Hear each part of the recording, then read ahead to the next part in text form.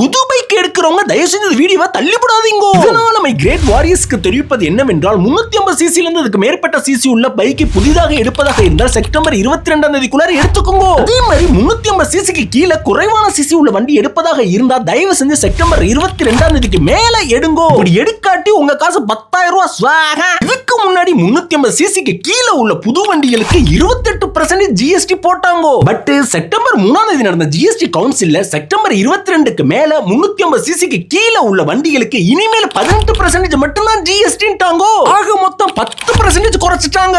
திடீர் மாற்றத்துக்கான காரணம் ஏழை எளிய மக்கள் பயன்பெறணும், நம்ம கவர்மெண்ட் பொருளாதார ரீதியில மேம்படணும். அதே மாதிரி 350 சிசிக்கு மேல உள்ள வண்டிகளுக்கு 31% ஜிஎஸ்டி போட்டாங்க. ஆனா செப்டம்பர் 22க்கு மேல 350 சிசிக்கு மேல உள்ள புது வண்டிகளுக்கு 40% ஜிஎஸ்டி போடுறாங்க.